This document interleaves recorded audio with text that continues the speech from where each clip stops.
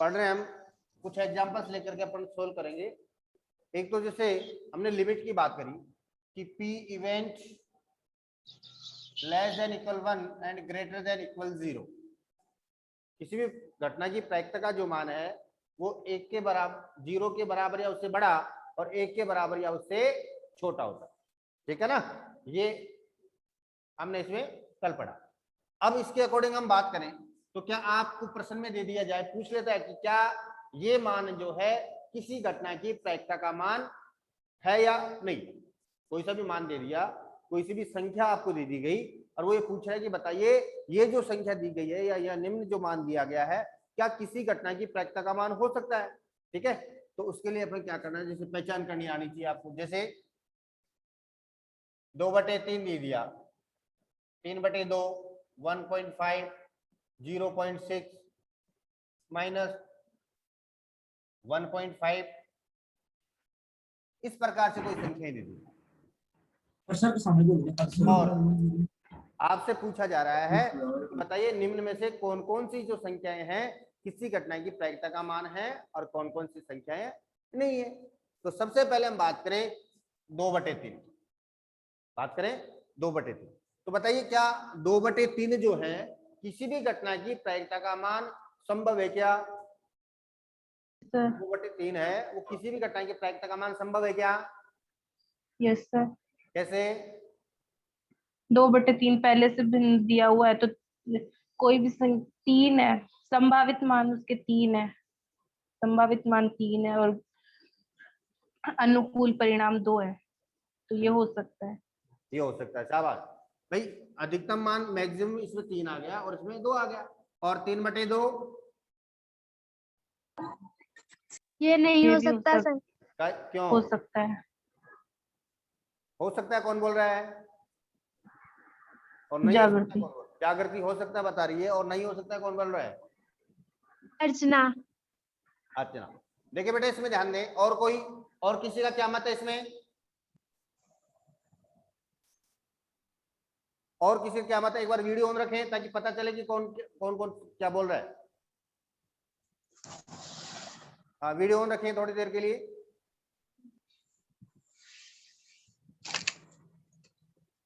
Video on करें बेटे सभी।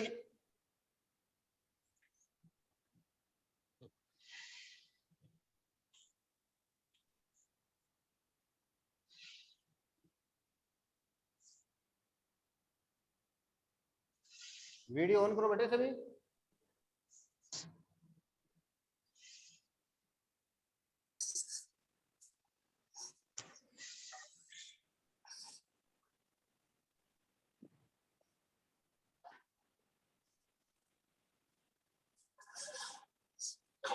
देखिए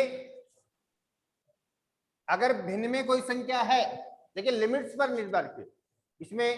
लिमिट देखिए अपनी कि किसी भी घटना की प्रायिकता का मान वो 0 के बराबर या 0 से छोटा नहीं होना, वो 0 के बराबर और 0 से बड़ा होता है, 0 से छोटा नहीं होता। दूसरा 1 के बराबर या 1 से छोटा होता है। अब देखिए अगर इस भिन्न की हम बात करें तो ये कौन सी भिन्न कहलाती है? उचित भिन्न। उचित भिन्न का मतलब जानते हैं कि आप लोग, जिसमें अंश हर से छोटा होता है, किसे कहते हैं? अंश हर से छोटा होता है, वो कौन सी भिन्न कहलाती है? उचित भिन्न कहलाती है।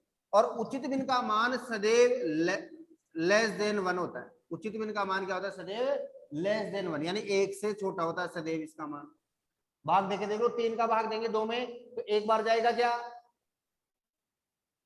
एक बार जा रहा है क्या पूरा पूरा? अरे 2 में भाग दे रहे हैं आप 3 का, तो क्या एक बार पूरा पूरा भाग जा रहा है क्या? क्या आवाज नहीं आ रही है मेरी? हेलो हेलो सर आवाज आ रही नहीं आ रही है? आ रही है सर। फिर कोई बोल ही नहीं रहा, रिपीट ही नहीं हो रहा, क्या तेरा रिप्लाई दे दो कम से कम। मैं कह रहा हूँ 2 में 3 यस का सर। भाग कितनी बार जा रहा है? एक बार। एक बार जा रहा है? 0 पॉइंट। एक बार नहीं जा रहा ना। एक बार ज्यादा। एक बार पूरा पूरा कहाँ जा रहा है? क्या पूरा पूरा एक बार? नो सर, 0 पॉइंट में आ रहा है। छोटा है। एक बार कब जाएगा इसे भाग? जब ये 3 के बराबर या 3 से बड़ा हो तब जाएगा एक बार। तो एक बार पूरा नहीं जा रहा ना, तो इसका जो भी हाँ, मान सर। होगा वो 0 पॉइंट कुछ होगा कि नहीं होगा? भाई जहां अंश छोटा है और हर बड़ा है तो उस बिन का मान सदैव 1 से छोटा होता है। कितना कितना छोटा होता है? 1 से। 1 से यदि छोटा है तो ये इस लिमिट में आ रहा है कि नहीं आ रहा है? भाई प्रायिकता का मान भी 1 से छोटा है कि नहीं है? है क्या? है सर। प्रायिकता का मान यस 1 से सर। छोटा है ना, तो ये वाला इस प्रकार की अगर भिन्न आती है जिसमें अंश छोटा है हर बड़ा है तो वह मान किसी भी घटना की प्रायिकता का मान हो सकता है। दूसरा हम बात करें इसकी, तो देखिए इसमें क्या है, अंश बड़ा है और हर छोटा, ये अनुचित भिन्न हो गई। अब इसमें अगर भाग देंगे, 2 का भाग देंगे 3 में तो 1.5 आ गया। कितना आ गया? 1.5, यानी ये मान जो है वो 1 से बड़ा हो गया क्या? ये मान क्या हुआ? 1 से बड़ा हो गया क्या?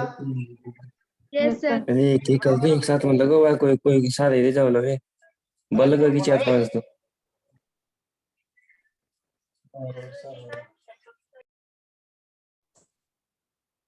ये मान क्या हुआ? 1 से बड़ा हुआ कि नहीं हुआ?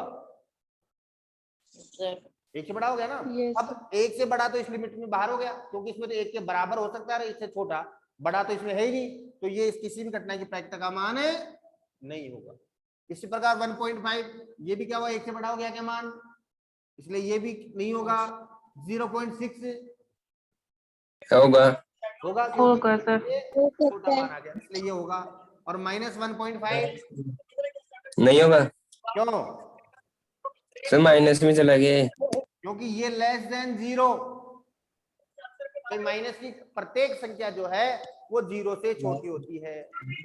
माइनस की प्रत्येक संख्या क्या होती है? 0 से छोटी। छोटी। प्रत्येक संख्या 0 से छोटी होती है। छोटी। हाँ, तो ये मान भी क्या हुआ? प्रायिकता का मान। माइनस में नहीं कोई है। संख्या आ जाए तो वो प्रायिकता का मान नहीं होगा। तो ऐसे प्रश्न में संख्याएं आपको दे दी जाए और आपसे पूछ लिया जाए कि बताइए कौन कौन सी संख्या किसी घटना की प्रायिकता का मान हो सकती है और कौन कौन सी नहीं, तो आप बता सकते हैं नहीं बता सकते हैं? यस सर, बता सकते हैं। ठीक है।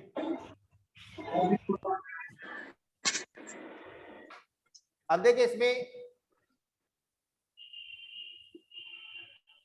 पासा, पासा आप लोग जानते हैं? सर पासा जानते हैं कि देखा क्या पासा आपने कभी? Yes sir. देखा है? Yes sir. कैसा होता है? सर लूडो खेलते वो। हाँ, इस बार छुट्टियों में बैठे बैठे सब लूडो खेल रहे हैं, इसका मतलब उसमें घन के आकार का था। पासा क्या होता है? घन के आकार का होता है और उसमें 6 फलक होते हैं। कितने फलक होते हैं? 6 फलक होते हैं। 6। ठीक है। और प्रत्येक फलक पर क्या लिखा हुआ होता है? अंक लिखे होते हैं, संख्या लिखी होती है ना। Yes sir. संख्या लिखी होती है प्रत्येक फलक पर, और वो संख्या 1 2 3 2 4 5 3 4 5 6 ये संख्या लिखी है। Yes sir. इसके अलावा कोई अंक होता है क्या उसके पर? No sir. इसके अलावा भाई 1 2 3 4 5 6 6 फलक है, एक एक दूसरे पे 2 3 4 ऐसे लिखे होते हैं। यही लिखा होता है ना सब पर? Yes sir. Yes sir. ऐसा कुछ लिखा होता है? नहीं लिखा होता, केवल यही संख्या लिखी होती है, इसके अलावा कोई संख्या उस पर लिखी हुई नहीं होती है। तो ये तो हो गया इसका कुल परिणाम संभावित। भाई अब उसको आप उछाल रहे हैं, अगर आप पासे को एक बार उछालते हैं तो उस पासे को एक बार उछालने पर जो संख्या प्राप्त होगी आपको, वो इन्हीं संख्याओं में से कोई संख्या होगी या इसके अलावा भी कोई संख्या हो सकती है? इन्हीं में से इन्हीं में से। इन्हीं में से होगी ना भाई, कोई अलग Yes, संख्या नहीं हो यस सर। सकती। Yes sir. अब इनमें से 1 भी हो सकता है, 2 भी हो सकता है, 3 भी हो सकता है, 4 भी हो सकता है, 5 भी और 6 भी हो सकता है, कोई सी भी संख्या इसमें से हो सकती है। तो देखिए अब पासे को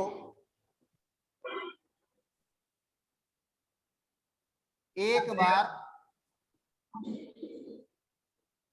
उछालने पर, पासे को एक बार उछाल, एक पासे को एक बार उछालने पर क्या क्या संभावित परिणाम होते हैं और क्या क्या नहीं होते। तो देखिए सबसे पहला तो इसमें प्रायिकता पूछेगा आपसे कि एक पासे को एक बार उछालने पर, एक पासे को एक बार उछालने पर सम संख्या प्राप्त होने की प्रायिकता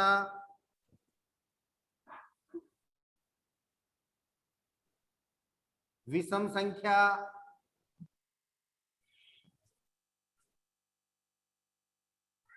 भाज्य संख्या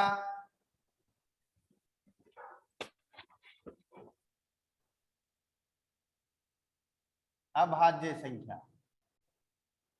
इस प्रकार से प्रश्न पूछ लेता। वो कह रहा है कि एक पासे को एक बार उछाला जाता है, बताओ सम संख्या प्राप्त होने की प्रायिकता ज्ञात करो, विषम संख्या प्राप्त होने की प्रायिकता ज्ञात करो, भाज्य संख्या प्राप्त होने की प्रायिकता ज्ञात करो और अभाज्य संख्या प्राप्त होने की प्रायिकता ज्ञात करो।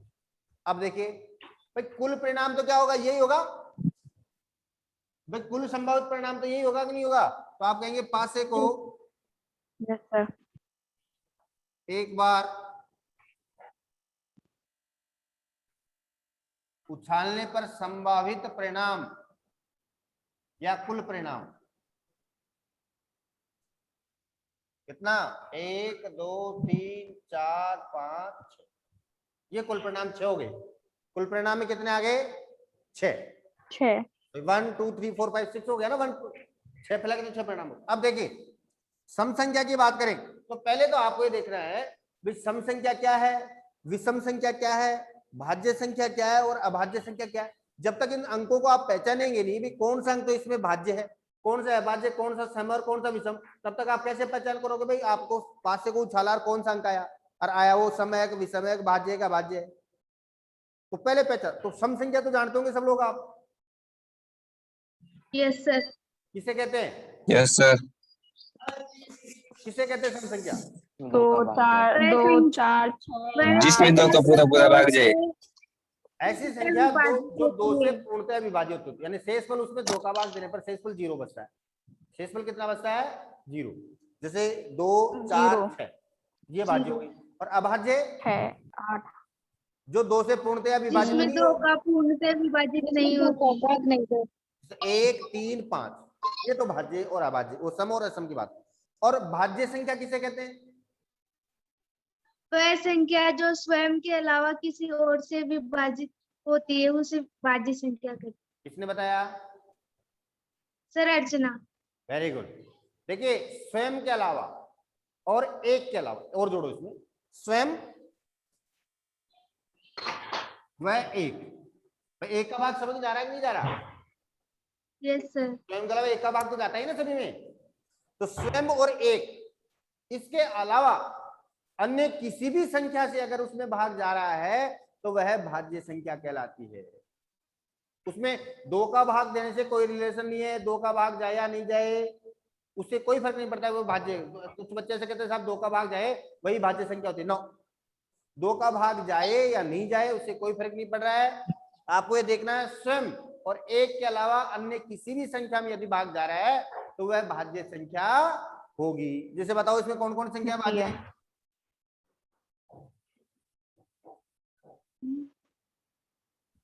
इनमें से कौन कौन संख्या भाज्य है, 1 2 4 6 भाज्य 1 2 4 और 6 भाज्य 2 बताओ। 4 6 बताओ और कोई बताना चाह रहा है इसमें, 4 6 4 और 6 कौन बोला,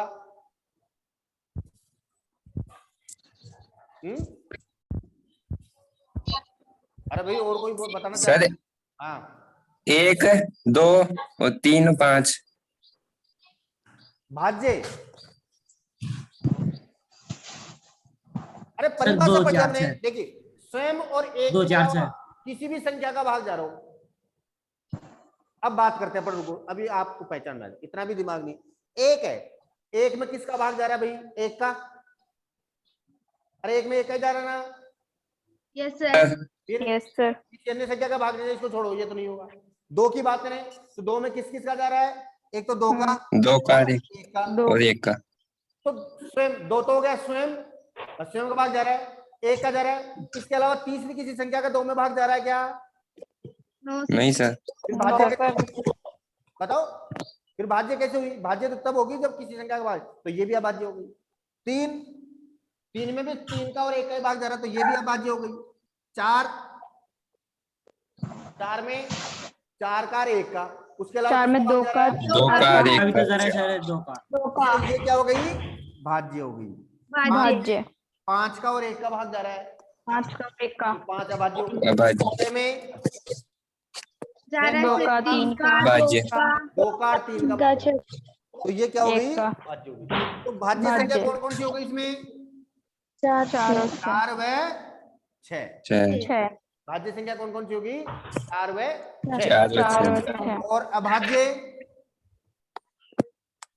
अभाज्य कौन सी? अभाज्य अब 2 1 3 2 3 5 2 बताऊं 3 आपको। 5 एक जो है ना, एक को एक नहीं है। उभयनिष्ठ संख्या माना गया है। यहाँ पर क्या माना गया है? उभयनिष्ठ संबंध। संख्या। यानी उभयनिष्ठ संख्या। भाज्य और अभाज्य दोनों में ही काउंट नहीं करेंगे हम, ठीक है ना। एक को भाज्य और अभाज्य दोनों में हमें काउंट नहीं करना है बस। 2 3 तो अब अभाज्य कौन कौन सी हो गई? 2 2 3 5। 5 2 3 और 5। तो भाज्य और अभाज्य 5 संख्या की पहचान आ गई आपको। Yes sir yes sir. अब आराम Yes, से sir. सवाल कर सकते हैं। पहला प्रश्न देखो इसका, कि सम संख्या। तो आप लिखेंगे कि सम मम्मी संख्या के पक्ष के परिणाम या अनुकूल परिणाम भी कह सकते हैं आप, या अनुकूल परिणाम कह दो या पक्ष के परिणाम कह दो। कितने हैं? सम संख्या के पक्ष क्या है? सम संख्या के 1 2 और 3। 3 यही तो है सम संख्या के परिणाम। यस सर यस सर होगा होगा। और कुल संभावित परिणाम 2 कैसे हो? 6 कुल संभावित परिणाम कितने हो गए? 6। 6 प्रायिकता कुल परिणाम फॉर्मूला लगाएंगे, यानी घटना के पक्ष के परिणाम बटे कुल संभावित परिणाम। तो घटना के पक्ष के कितने? 3 और कुल कितने? 6। 1 बटे 2 1 बटे 2 आ गया, या इसको 0.5 भी लिख सकते हैं और 1 बटा 2 भी लिख सकते हैं, दोनों बात। ये आ गया घटना के पक्ष का परिणाम सम संख्या। ऐसे ही अगर ये विषम संख्या की बात करें तो आप लिखेंगे विषम संख्या के अनुकूल या पक्ष के, जो भी लिखे आप।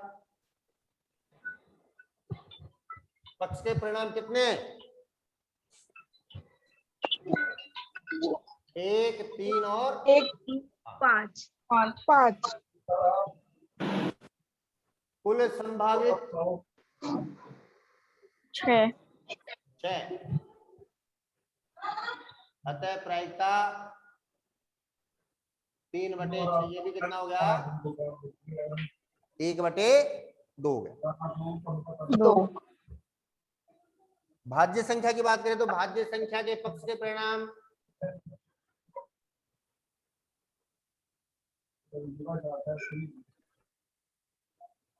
4 व 6 संख्या के पक्ष के परिणाम 4 व 6 4 व 6। कुल परिणाम हमेशा वही रहेंगे, कुल परिणाम नहीं बदलेंगे, ध्यान रखना।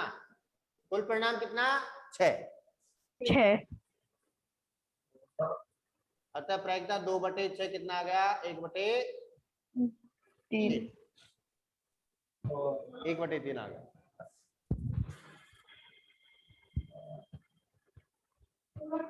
अभाज्य संख्या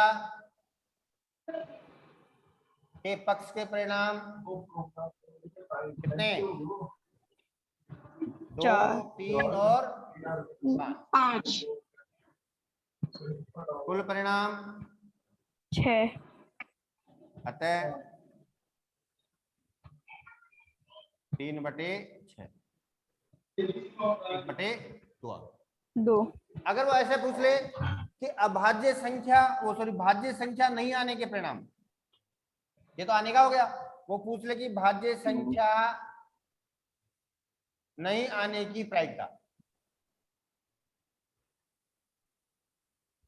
क्या पूछ ले कि भाज्य संख्या आने की प्रायिकता। आने की प्रायिकता तो हमने ज्ञात कर ली, भाज्य संख्या आने की तो ये है, पक्ष के परिणाम ये हो गए प्रायिकता। वो कह रहा कि साहब भाज्य संख्या नहीं आने की प्रायिकता ज्ञात करो। भाज्य 2 संख्या 3 5 नहीं आने की प्रायिकता। अब नहीं आने के पक्ष के परिणाम बोलो। 2 भाज्य 3 संख्या 5 नहीं आने के पक्ष के परिणाम। पक्ष मतलब कौन कौन सी संख्या इसमें से आ जाए तब भाज्य संख्या नहीं होगी?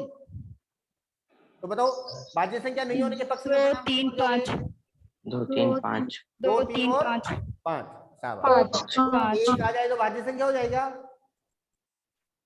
No sir. फिर देखिए, नहीं आने में पूछ रहा ना, तो आने के अलावा जितने शेष परिणाम हो गए ना वो सारे नहीं आने के पक्ष के होते हैं।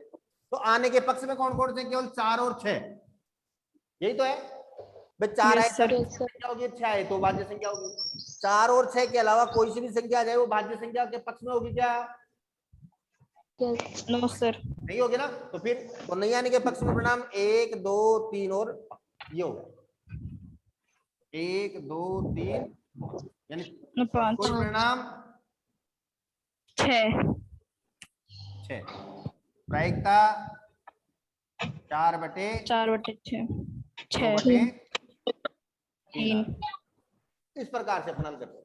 तो भाज्य को एक बार उछालने पर सम संख्या, विषम संख्या, भाज्य संख्या इससे संबंध और इससे जुड़ा हुआ प्रश्न ही पूछता है वो। तो आ जाए तो आप आराम से कर सकते हैं, नहीं कर सकते हैं? कर सकते हैं सर। कर सकते हैं ना। इसमें कोई Yes, प्रॉब्लम sir. किसी को? Yes sir. कोई प्रॉब्लम नहीं नो है? सर। इसको उतारने No, की भी sir. आवश्यकता नहीं, समझ गए होंगे सब? Yes sir. ठीक। इसके ओबीटी का प्रश्न है यार। ओबीटी में आपको ये करना है एक प्रश्न तो कि एक पासे को एक बार उछालने पर सम संख्या, विषम संख्या, भाज्य संख्या आने और नहीं आने की प्रायिकता ज्ञात करो। ये प्रश्न ओबीटी के रूप में आज हल करना आपको। अब देखिए, ये तो हो गया पासे का एक बार उछालना। अब पासे को 2 बार भी तो उछाल सकते हैं अपन, नहीं उछाल Yes, सकते sir. क्या? उछाल अरे सकते पासे हैं। को 2 बार भी तो उछाला जा सकता है ना। Yes sir. या फिर 2 पासों को एक साथ उछाला जा सकता है। देखिए, दोनों घटनाएं बराबर होती हैं। एक पासे को या तो आप 2 बार उछालो या फिर 2 पासों को एक बार उछालो एक साथ, दोनों घटना बराबर। कुछ भी कह सकता है वो, परिणाम सेम होंगे। अगर 2 पासों को एक साथ उछाल रहा है तो भी बात वही है, और एक पासे को 2 बार उछाल रहा है तो भी बात है वही। वही है। एक पासे को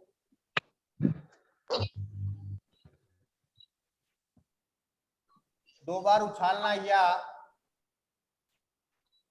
2 पासों को एक बार उछालना एक साथ,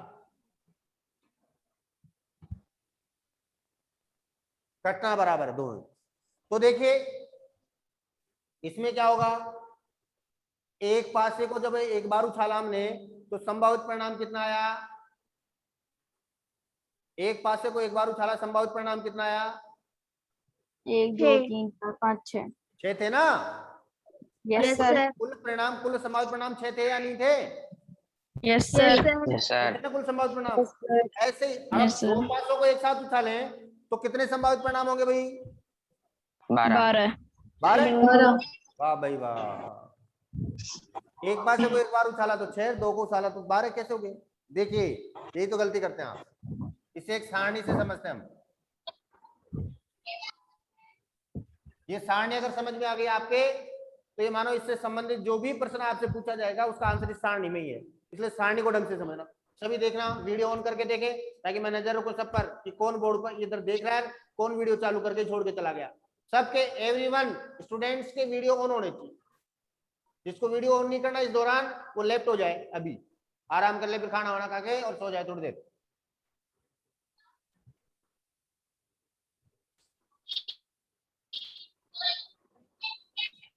सबने अभी तक ऑन नहीं किया वीडियो?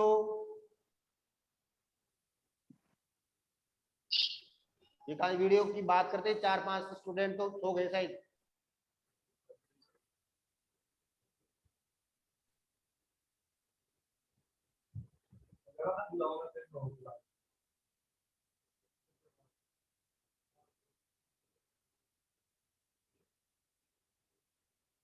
कितने लोग?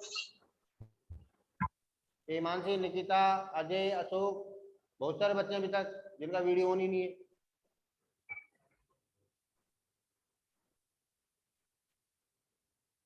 देखिए एक पासा है जिसके अंक तो है ये, और दूसरे पासे के अंक ले लो ये।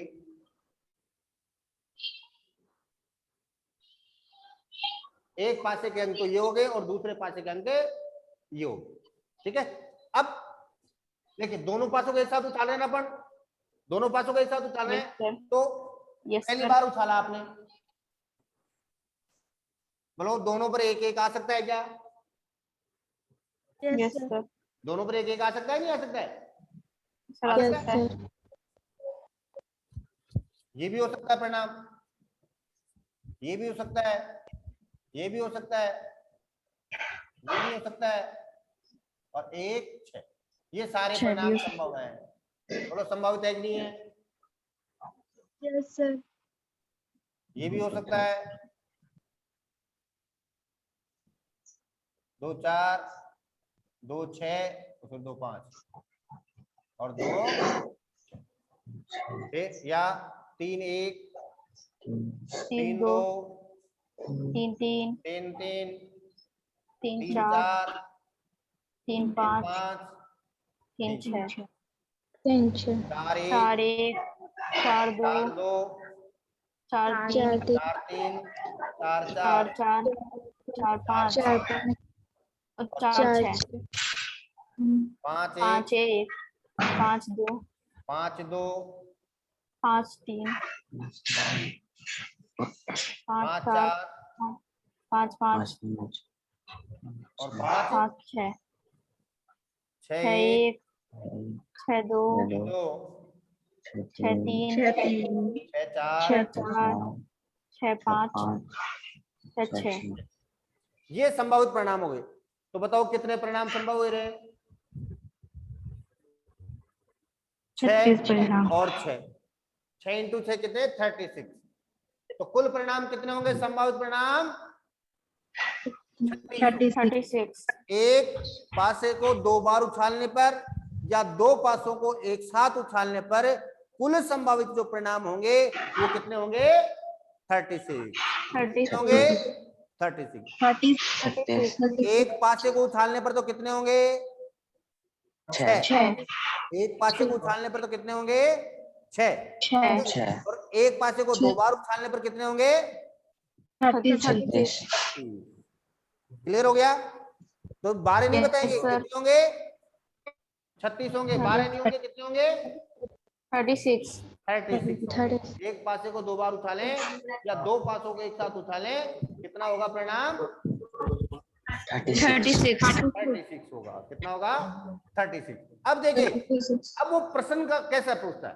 प्रश्न के देखो ध्यान से, प्रश्न पूछेगा 2 पासों को एक साथ उछालने पर या एक पासे को 2 बार उछालने पर अंकों का योग 7 आने की प्रायिकता ज्ञात करो।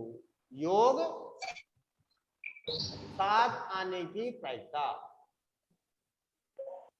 योग 7 का मतलब भाई 2 पासों को उछाल रही है, एक को 2 तो 2 अंक आएंगे कि नहीं आएंगे? आएंगे दो अंक सर। आएंगे। जैसे प्रत्येक में 2 अंक लिखा हुआ है। Yes sir. 2 तो इनका अंक योग 7 हो, ऐसे प्रायिकता ज्ञात करो। तो देखिए योग 7 कहाँ हो रहा है? 6 और 1 में। लाइन में योग 7 कहाँ हो रहा है? 6 और 1 आए तो 7 होगा ना? यस होगा कि सर। नहीं होगा? 5 और 2, 4 और 3, 3 और 4, यस सर। 2 और 4 5, 2 और 1 और 6 और 1। देखो ऐसे तिरछी लाइन चली जाएगी और इस लाइन के दौरान जो जो मान आ रहे हैं वो सारे सबका योग कितना हो रहा है?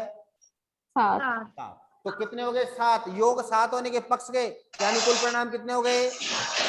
1 2 3 4 5 6 4 5 6 हो गए ना? 1 2 3 4 5 6। तो एक पासे को 2 बार उछालने पर अंकों का योग 7 आने के पक्ष के परिणाम या अनुकूल परिणाम कितने हो गए? 6। 6। तो आप लिखेंगे योग 7 आने के पक्ष के परिणाम 6 और कुल परिणाम कितना है इसमें?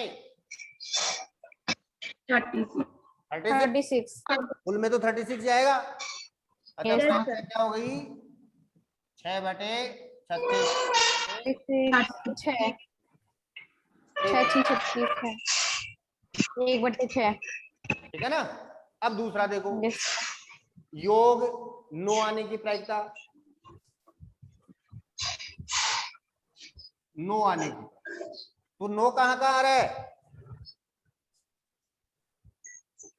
ये लाइन देखो, 6 3 5 4 4 5 और 3 6, इसके अलावा कहीं योग 9 आ रहा है क्या? No sir. योग 9 आने के पक्ष के परिणाम 4, 1 2 3 4, और कुल परिणाम 36, कितना हो गया? 36. 1/। No. योग 11 आने की प्रायिकता, तो योग 11 में कितने हैं? 2 ही परिणाम, तो 2/36, 1/18। योग 13 आने की प्रायिकता,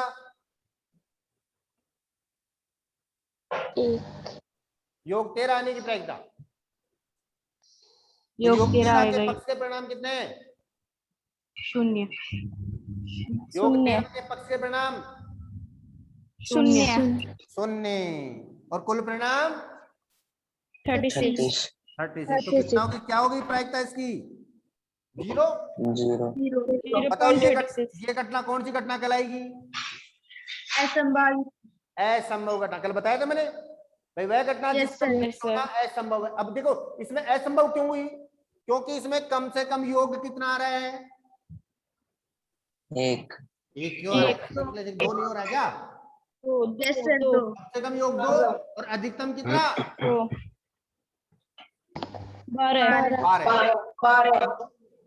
कम से कम 2 और अधिकतम 12, 2 से कम योग नहीं आएगा और 12 से ज्यादा नहीं आएगा, क्योंकि है ही नहीं इसमें। अब उसने 13 के लिए पूछ लिया, तो ये घटना असंभव हो गई, और असंभव घटना की प्रायिकता का मान क्या होता है? 0 होता है। 0. असंभव घटना की प्रायिकता का मान क्यों होता है 0? क्योंकि उसके पक्ष के परिणाम 0 और कुल परिणाम से तो 0 ही हो गया अपने आप। तो इस प्रकार से इसका आंसर दे सकते हैं, नहीं दे सकते हैं आप? दे सकते दे सर. सकते हैं ना। योग से संबंधित कोई भी प्रश्न आए तो सारा इस सारणी में लिखा हुआ है। अब अगर वो ऐसे कहे Yes sir. कि सम संख्या या समान अंक आने की प्रायिकता, यानी दोनों पासों पर क्या आने चाहिए? समान अंक। जैसे 1 1 2 2 3 3, तो यहां से चालू हो जाओ, 1 1 2 2 3 3 4 4 3 3 4 4 5 6 6. कितने हो गए? 1 2 3 4 5 6, 6. तो कितना हो गया? 36, 6/36. वो 1/36। 6.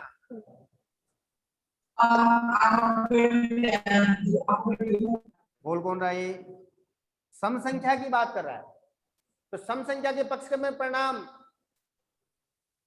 अब देखिए सम संख्या की बात करें तो सम संख्या में 2 प्रकार के प्रश्न होते। एक तो करें कि साहब दोनों पर ही सम संख्या आनी चाहिए, दोनों बार सम संख्या, या फिर कम से कम एक बार सम संख्या। तो एक बार सम संख्या की बात करें तब तो देखो एक बार दोनों में से सम संख्या है क्या? 2। Yes sir. 2 3 तो इधर हो गए, फिर इसमें तो प्रत्येक sir. में 4 5 6 7 8 9, फिर 10 Yes. 11 12 13 14 15 16 17 18, फिर 18 19 20 21 22 23 21 24 22 25 23 26। 26. तो सम संख्या अगर कम से कम एक बार सम संख्या की बात करा तो पक्ष के परिणाम 27 और 36, 3/4। ऐसे ही भी सम संख्या की बात करेगा तो भी उसमें 27/36 ही आएगा कम से कम एक बार में, और 3/4। लेकिन वो कह रहा है कि दोनों बार में सम संख्या आए या विषम संख्या, तो उसमें कितने परिणाम होंगे? 1 2 1 2 इसमें कुछ ही नहीं होगा, 3 4 5 6, 7 8 8 9 होगा भाई, 9/36 हो 36 गया, 1/4 आंसर। 4. 9/36 कब आएगा आंसर? जब वो कह रहा है कि साहब दोनों बार में ही सम संख्या या दोनों बार में ही विषम संख्या है ना, दोनों सम हो या तो या विषम हो, तब 9/36 1/4। अब इसके अलावा अगर वो कह रहा है किसी भी अंक के लिए कि साहब वो कह रहा है कि 5 कम से कम एक बार आने की प्रायिकता, वो कह रहा है कि 5 कम से कम एक बार, वो 5 के लिए नहीं, 1 से लेकर 6 तक किसी भी अंक के लिए कहे प्रायिकता सेम होगी। तो 5 एक एग्जांपल लेकर कर लेते हैं, वर्ग साहब दोनों पासों को एक साथ उछाला या एक पासे को 2 बार, तो कम से कम 5 एक बार तो आई ही आई, उसकी क्या प्रायिकता होगी? तो देखिए 5 कहाँ कहाँ आ रहा है, एक तो ये लाइन 5, इस लाइन पूरी में 5 आ रहा है क्या? Yes sir. बताओ इस लाइन में 5 आ रहा है कि नहीं आ रहा है? सर आ रहा है। जैसे ये लाइन चल रही है इसमें 5 आ रहा है कि नहीं आ रहा है? सर आ रहा है। 1 2 3 4 5 6 7 8 9 10 11। तो कम से कम 5 एक बार आने के पक्ष के परिणाम कितने हो गए? 11। 11। ऐसे ही एक के लिए पूछे तो एक भी कम से कम एक बार आने के लिए वही 11 होंगे। 2 के लिए पूछे तो 2 का भी पक्ष का परिणाम 11 ही होगा। 3 के लिए, 4 के लिए, 5 के लिए, 6 के लिए, किसी के लिए भी ऐसा पूछे, किसी भी अंक के लिए, भाई कम से कम एक बार आने की प्रायिकता, तो वो कितनी होगी? पक्ष के परिणाम 11। और कुल परिणाम कितने हैं? 36 है ये। कुल परिणाम नहीं बदलेंगे इसमें, कुल परिणाम तो 36 ही रहेंगे। तो 11/36 हो गया। ये प्रायिकता किसकी होगी? 11/36 किसी भी अंक का एक बार आने के लिए। 5 के लिए पूछे, चाहे 6 के लिए, 3 के लिए, 4 के लिए, 2 के लिए, 1 के लिए, 1 से 6 तक किसी भी संख्या के लिए वो पूछे कि कम से कम एक बार आने की प्रायिकता, तो 11/36। और वो कह रहा है कि किसी भी बार नहीं आने की प्रायिकता। 5 के लिए पूछ रहा है कि 5 किसी भी बार नहीं आए, या 6 किसी के लिए पूछ ले, तो कम से कम एक बार आने के पक्ष के परिणाम तो 11/36, और किसी भी बार नहीं आए तो किसी भी बार नहीं आने के पक्ष में कितने परिणाम हो गए? कुल परिणाम कितने हैं? 36 है ना कुल परिणाम। Yes sir. उसमें से आने की प्रायिकता 11 है। सर 25 11 बार ही तो आ रहा ना 5, तो 11 माइनस कर लो Yes, 36 में से, तो नहीं आने के पक्ष के परिणाम कितने हो गए? 36 माइनस 11 कितना हो गया? 25। तो नहीं आने के पक्ष के में परिणाम कितने हो गए? 25 और 36। तो किसी भी अंक के लिए एक बार आने की प्रायिकता 11/36 और किसी भी बार नहीं आने की प्रायिकता 25/36 हो गया। तो आज का अपना कार्य इतना ही है। क्लास का टाइम हो चुका है, नेक्स्ट क्लास रहेगी। आज आपको क्या करना है वो सुन लो। पासे को एक बार उछालने पर सम संख्या, विषम संख्या, भाज्य, अभाज्य, इनकी प्रायिकता, ठीक है। और पासे को 2 बार उछालने पर एक तो ये सारणी बनाएंगे, और सारणी से संबंधित ये जो प्रश्न करवाए ना मैंने, वो सारे प्रश्न आपको हल करने हैं। समझ गए आज की ओबीटी? ठीक है बेटे, ओके, थैंक यू।